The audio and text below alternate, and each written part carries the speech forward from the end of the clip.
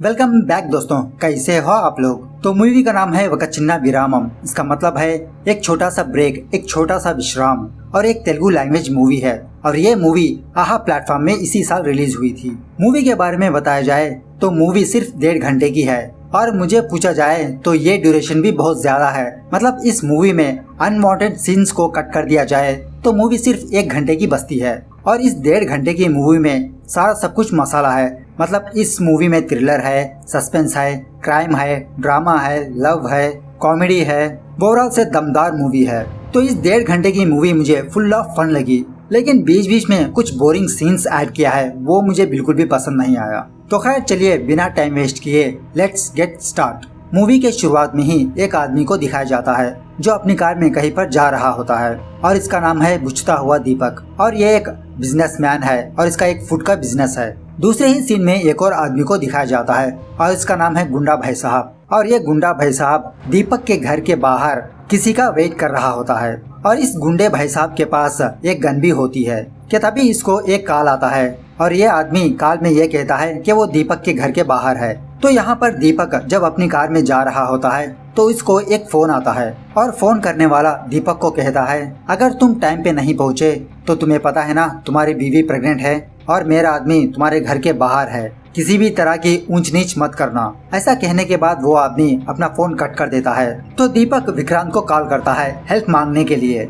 लेकिन विक्रांत दीपक से कहता है तुम्हारी भलाई इसी में है कि वो लोग जैसा कह रहे हैं तुम वैसा करते जाओ, वरना तुम्हारी वाइफ को और तुमको भी खतरा हो सकता है। मैं इस मामले में कुछ भी कर नहीं सकता। अब दीपक के पास सिर्फ 6 घंटे होते हैं उसके डेस्टिनेशन तक पहुंचने के लिए। मतलब दीपक किसी से डीलिंग करने के लिए जा रहा है। तो कार में बैठे बैठे दीपक अपने फ्लैशबैक को अपनी बीवी को याद करने लगता है। दीपक को एक गुड न्यूज सुनाई थी कि वो माँ बनने वाली है। दोनों बहुत खुश थे। उसके बाद जाते जाते दीपक की कार एक रास्ते में स्टॉप हो जाती है। उसे कुछ भी समझ में नहीं आता कि कार ऐसे कैसे अचानक से स्टॉप हो गई। दीपक कार सर्विस को कॉल करता है लेकिन नो रिस्पांस। उसके बाद अपने मैनेजर को कॉल करता है लेकिन नो रिस्पांस। ये सारा सब कुछ देखकर दीपक फ्रस्ट्रेशन होने लगता है। मतलब दीपक को इन टाइम इसके डेस्टिनेशन पे पहुंचना है और ऊपर से इसकी गाड़ी खराब हो चुकी है, और दीपक की गाड़ी जिस रूट पे स्टॉप हुई है बहुत ही मुश्किल से 1-2 व्हीकल्स उस रूट से जाने लगते हैं, लेकिन कोई भी दीपक को लिफ्ट नहीं देता। तो बहुत देर बाद दीपक की कार के पीछे एक और कार आके खड़ेती है, और इस कार में एक लड़का और एक लड़की होती है। इन दोनों को देख के जैसा लगता हो ये दोनों झगड़ रहे हो। तो इन दोनों को देखकर दीपक अपनी कार से अपनी बैग को लेकर इनकी तरफ आगे बढ़ने लगता है हेल्प मांगने के लिए। और ये लड़की दीपक को पहचान कर दीपक की तरफ आगे बढ़ने लगती है और अपने आप को इंट्रोड्यूस करवाने लगती है कि लास्ट ईयर ये दोनों बेंगलुरु में मिले थे। इस लड़की की बातें सुनकर दीपक को कुछ भी याद नहीं आता। तो व्हाटएवर, दीपक माया को देखकर उसे हेल्प पूछता है, उसे लिफ्ट देने के लिए कहता है। तो माया दीपक को लिफ्ट देने के लिए राजी हो जाती है और अपने बॉयफ्रेंड के पास ले आती है, और इस लड़के का नाम है शैतान का साला। समझ रहे हो, समझ रहे हो। तो खैर इन तीनों की जर्नी यहाँ से स्टार्ट होती है, बाला, माया, दीपक। यहाँ पर मैं आपको ये बात बता दूं कि बाला और माया ये दोनों हमेशा झगड़ा करते ही रहते हैं। तो थोड़ी दूर ट्रैवल करने के बाद बाला सिगरेट पीने के लिए एक ढाबे के पास आकर रुकता है। तो माया भी कुछ फ्रेश एयर लेने के लिए अपनी कार से नीचे उतरती है। तो वहाँ पर कुछ लोग होते हैं और वो लोग माया को देखकर बहुत गंदे कमेंट करने लगते हैं, और ये बात बाला सुन लेता है। तो बाला इनके पास आकर इनको डराने धमकाने लगता है, लेकिन ये लोग बाला के पीछे पड़ जाते हैं। तो बाला किसी भी तरह करके अपनी कार में बैठ जाता है और ये तीनों वहाँ से निकलने में कामयाब हो जाते हैं। तो बाला का ये बर्ताव देखकर माया दीपक के साथ पीछे बैठ जाती है। इस चीज को देखकर बाला एक्सीडेंट करने ही वाला था, लेकिन लकीली ये तीनों बच जाते हैं। तो माया डर से दीपक को हक कर लेती है। ये चीज देखकर बाला को और गुस्सा आता है और बाला अपनी कार से उतरकर कहीं पर जाने लगता है, लेकिन दीपक बाला से रिक्वेस्ट करने लगता है कि वो अर्जेंटली कहीं पर जाना है, प्लीज लेट मत करो बाला, प्लीज तुम जल्द से जल्द आकर कार को ड्राइव करो। वो बहुत अच्छी लड़की है, उसने डर की वजह से मुझे पकड़ लिया था बस, और कुछ इंटेंशन नहीं था। तो इसी हड़बड़ाही में बाला का पैर लचक खा जाता है, जिसकी वजह से दीपक को ड्राइव करनी पड़ती है, और दीपक के साइड में बाला बैठता है और उसी तरह माया पीछे बैठ जाती है। तो कुछ दूर ट्रैवल करने के बाद दीपक को फिर से एक कॉल आता है, और कॉल करने वाला दीपक से कहता है अगर तुम इन टाइम नहीं पहुँचे तो तुम्हारी बीवी और तुम्हारा बच्चा दोनों मारे जाएंगे, और तुम अपना फोन ऑन रखना, मैं बीच बीच में तुमको कॉल करता रहूंगा और तुम्हारी लोकेशन मुझे बताते रहना।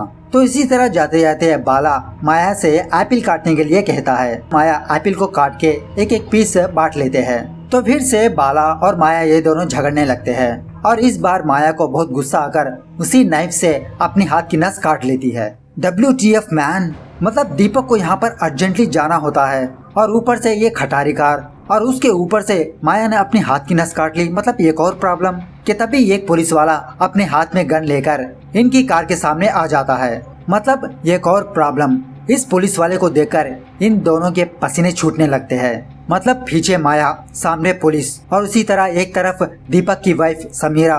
तो इस पुलिस वाले को देखकर ये दोनों अपनी कार से उतरकर खुद पुलिस वाले के पास आते हैं और ये पुलिस वाला इन दोनों को उनकी आईडी दिखाने के लिए कहता है। तो आईडी दिखाने के बाद ये पुलिस वाला इन दोनों को ये बताने लगता है कि इसके बेटे को कहीं पर जाना है तो कोई भी लिफ्ट दे नहीं रहा, तो इसीलिए ये पुलिस वाले ने अपनी गन बाहर निकाली है। तो ये पुलिस वाला अपने बेटे को इनके साथ भेजने से पहले उस कार को चेक करने की डिमांड करता है और धीरे धीरे उस कार की तरफ बढ़ने लगता है।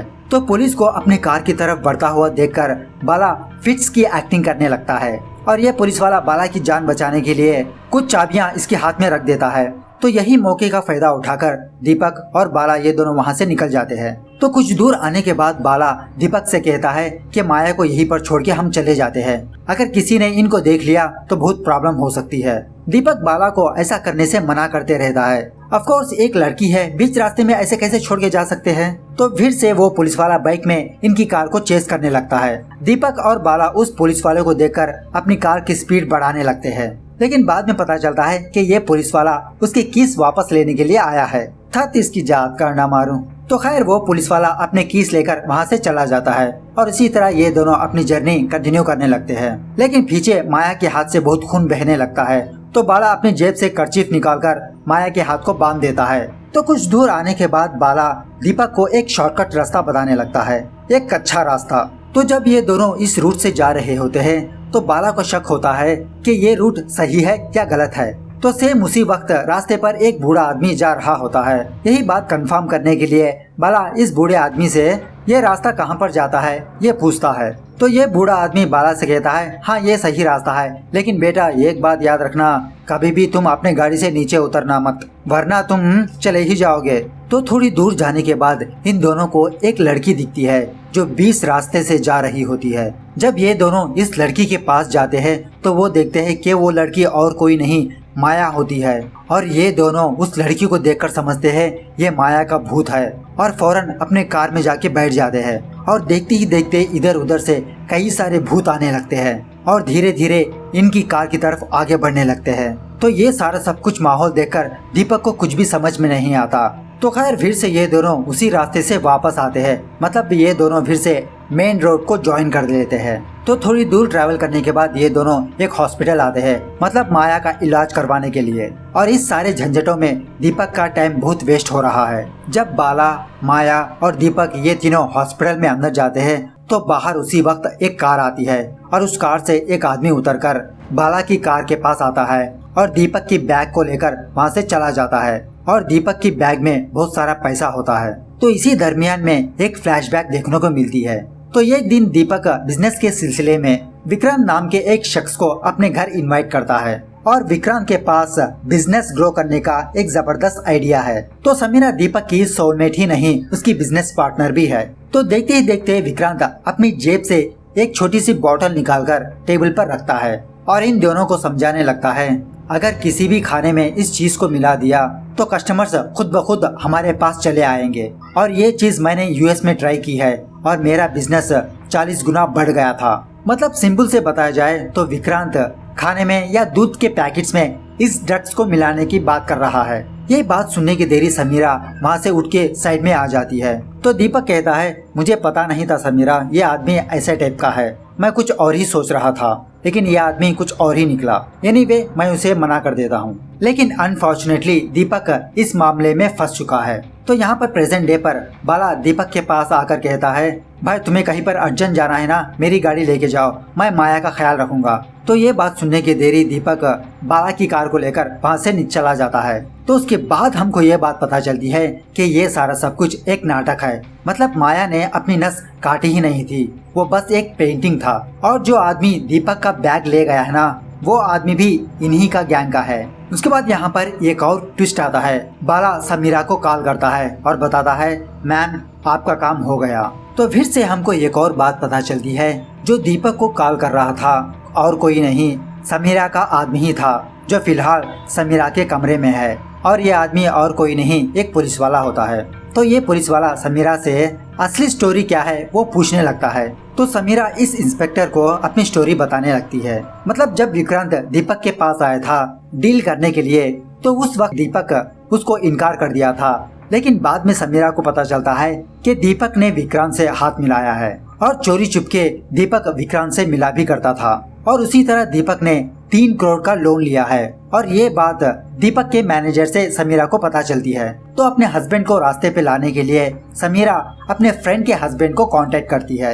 ये आदमी कौन है आपको आगे पता चलेगा। तो समीरा इस आदमी के साथ मिलकर ये सारा सब कुछ प्लान किया है। मतलब दीपक की कार खराब होना, बाला, माया, सारा सब कुछ प्लान्ड। क्योंकि यहाँ पर माया एक वाइफ की तरह नहीं, एक माँ की तरह सोचा है। और यहाँ पर मैं आपको ये बात बता दूं कि यही मूवी का मेन थीम है। मतलब एक पेरेंट, एक माँ अपने बच्चे के लिए ही नहीं सोचती, वो दूसरों के बच्चे के लिए भी सोचती है। मतलब वो किसी का तो बच्चा है। और जर्नी के दौरान माया ने दीपक की बैग में से पैसे निकालकर अपने बैग में भर रही थी और दीपक की बैग में कुछ न्यूज़पेपर्स रखा करती थी। इस तरह से माया ने सारे पैसे एक बैग से दूसरी बैग ट्रांसफर कर दिया था।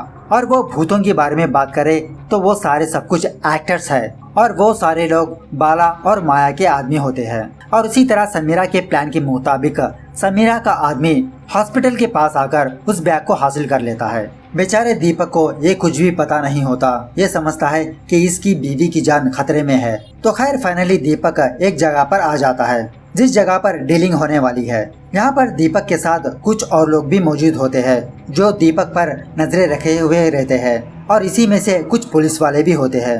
एक्चुअली में जो समीरा से मिला था वो एक पुलिस ऑफिसर है। तो खैर वहीं पर एक ढाबा होता है। तो दीपक अपने पैसों की बैग को लेकर उस आदमी को देता है। तो वो आदमी दीपक को बैग भर ड्रग्स देता है।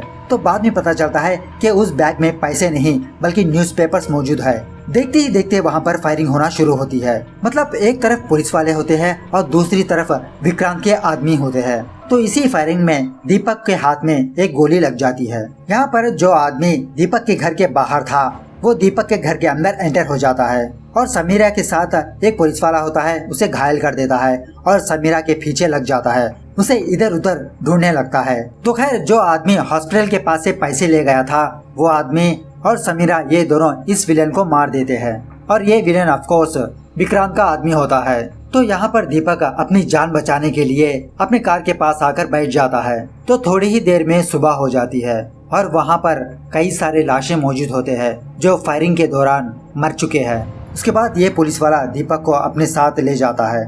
थोड़ी देर बाद समीरा पुलिस स्टेशन आती है। समीरा दीपक से कहने लगती है, मैंने कहा था ना दीपक मत करो, लेकिन तुमने मेरी बात सुनी ही नहीं। मैं तुमको बार बार पूछती रही लेकिन तुमने मुझे सच बताया नहीं और तुम विक्रांत से डील करने के लिए राजी हो गए। अगली बार तुम ऐसा कुछ नहीं करोगे। तो दीपक अपने बच्चे पर हाथ रखकर कसम खाता है कि वो अगली बार ऐसा काम नहीं करेगा। और यहाँ पर विक्रांत को मर्डर और ड्रग्स के केस में अरेस्ट कर लिया जाता है। तो बाहर आने के बाद ये पुलिस वाला समीरा से कहता है, तुम फिक्र मत करो, कुछ फॉर्मेलिटीज है वो पूरी होने के बाद दीपक घर आ जाएगा। एक्चुअल से थैंक्स मुझे तुमको कहना चाहिए क्योंकि तुम्हारी वजह से एक बहुत बड़ा रैकेट पकड़ा गया है और भी बहुत सारे लोग इसके पीछे मौजूद है और उन सारे लोगों को मैं बाहर निकालूंगा। तो समीरा एक पत्नी का फर्ज निभाते हुए अपने पति को बचाया और उसी तरह कई सारे बच्चों को बचाया और इसी प्राउड के साथ समीरा वहां से जाने लगती है। तो यहाँ पर एक और जबरदस्त सस्पेंस है। हमको बाद में पता चलता है कि ये सारा सब कुछ प्लान दीपक का ही है। तो यहाँ पर सिंपल से आपको समझा देता हूँ, सुनिए। जब विक्रांत दीपक के पास आया था अपना ऑफर लेके, तो दीपक उसी वक्त ठान लिया था कि किसी भी तरह करके विक्रांत को और उसकी गैंग को पकड़वाएगा जरूर। और इसीलिए दीपक इस पुलिस ऑफिसर का सहारा लिया, एक प्लान बनाया। लेकिन समीरा ये समझती थी कि दीपक विक्रांत से मिला हुआ है और अपने हस्बैंड की जान बचाने के लिए समीरा ने इस पुलिस ऑफिसर के साथ मिलकर एक और प्लान बनाया। मतलब ये दोनों हस्बैंड एंड वाइफ एक दूसरे की जान बचाने में लगे हुए हैं। समीरा समझती थी ये सारा सब कुछ समीरा का प्लान है, लेकिन एक्चुअली में ये सारा सब कुछ दीपक का प्लान होता है विक्रांत को पकड़वाने का। आफ्टर 1 वीक के बाद दीपक अपनी नींद से जागता है और अपनी पत्नी को देखकर बहुत प्राउड फील करने लगता है। और at the end of the movie director हम व्यूवर्स को ये मैसेज देते हैं जो मैंने मूवी में कहा था, और यहाँ पर ये मूवी दी एंड होती है। सच में एक बच्चे को एक अच्छी तरबियत दी जाए तो सोसाइटी खुद ब खुद अच्छी लगने लगती है। तो खैर मिलते हैं अगली वीडियो में, तब तक take care, bye bye, see you soon.